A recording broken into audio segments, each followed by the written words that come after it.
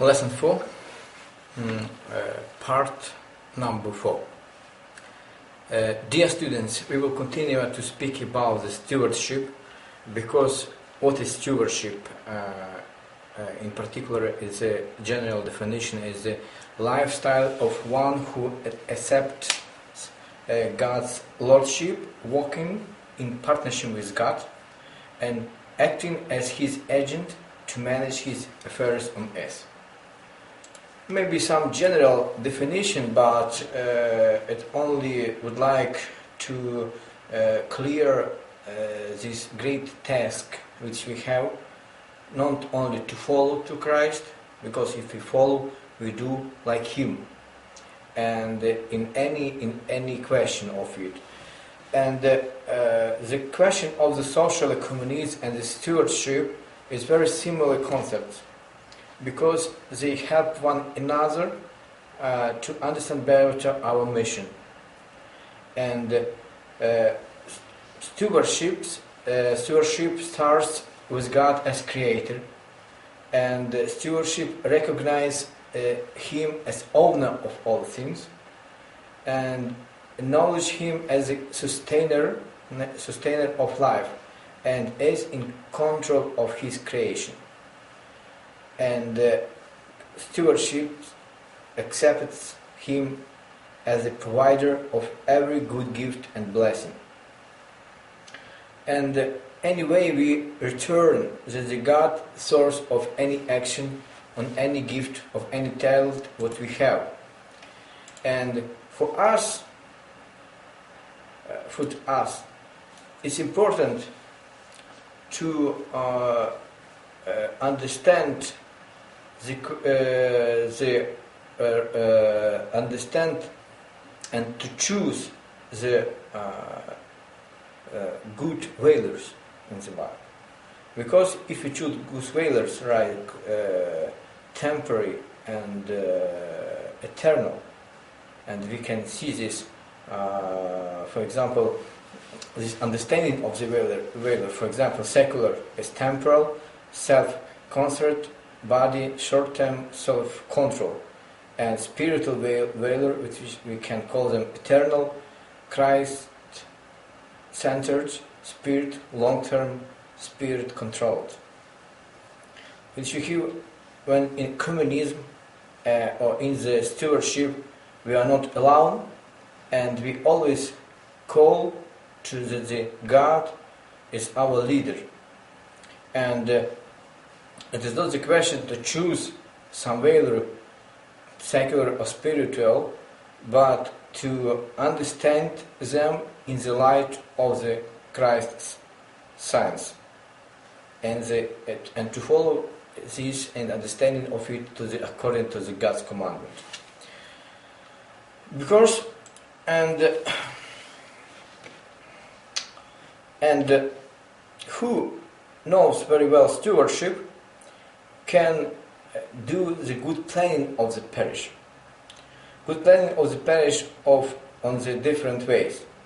First of all, to do good action for their members, to do good communication to the people who would like to participate, or maybe who don't know, but to involve them in the community, and then to present this activity to the other parishes, or maybe to create different types of organization through which you can realize any task or any goal which you would like to do.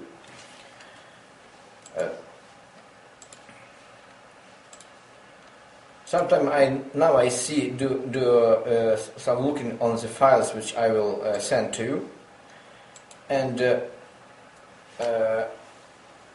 the strategy of realization of the stewardship or the ecumenism is the same. For example, it's first of all information and communication strategy, stewardship and ecumenism indication, and to create some offering system. See base of it.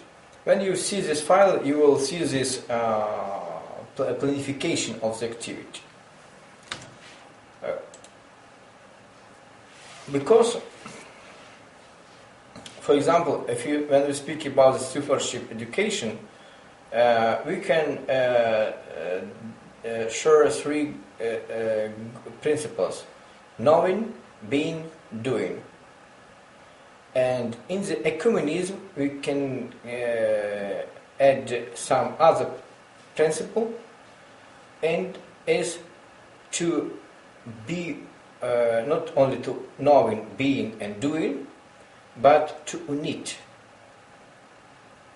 Because in practice, the question of ecumenism is to unite the people, and these strategies usually is going together.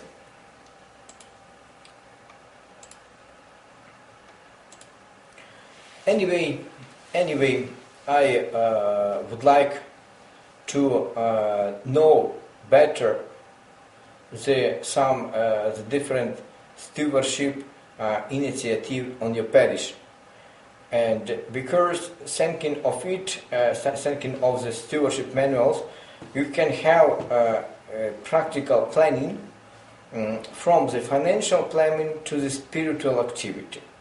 And to have these some files on your daily activity, on your daily, you can't avoid this experience because it's a good experience. And for example, when I was born in the so-called Eastern atmosphere, Eastern Church, when I went to the Western Europe, I have seen this lacking of the not the spirituality, because we on East or in West the spiritual people are on the same level, but I have seen the lacking of the practical activity, practical methodology, because of course the reason was simple. Because when the Soviet Union destroyed the church's infrastructure during many years, and closed all institute and different religious organizations who work for the people, it is necessary to renew it. To renew it because the people usually build very great number of the churches, but now we have the situation when we have, for example, some village where we have 300 families or 200 families, and we have 2-3 churches. It is not the question of the maybe I don't say the spiritual, because we can say about, we can note the religious activity, but not always religious activity is the question of the spiritual maturity. Why?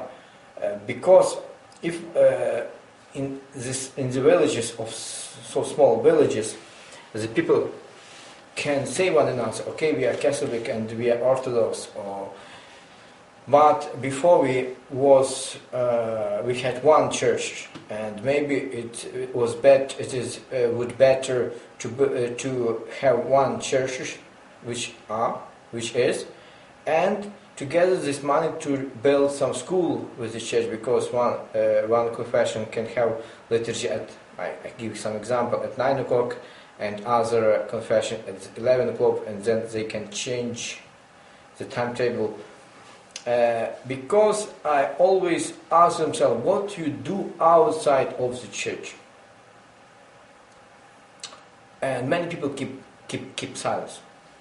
Many people don't understand the importance of this work. Because we can never be really Christians when we close ourselves. When we close ourselves in our principles. Christ is opened to everybody. Christ is Savior.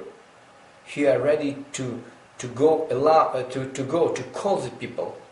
And our question, to go to the people, to call them, not allow, but to, if you would like, really to change the people, they must see not only some spiritual personalities, but they must see spiritual communities where every member supports one another. And when we have this moment, or when we have this community, the people quickly understand and feel this atmosphere of we can call it transfiguration, when the people change their life, because they go to pray, they share the values, they walk together, they follow Christ with others. They can see around of themselves and they see the people who support them. It's very important. And social ecumenism is like stewardship, is to go to unite the people of your confession and to create the dialogue, religious and social dialogue with other confession, and together to follow the Christ. Thank you.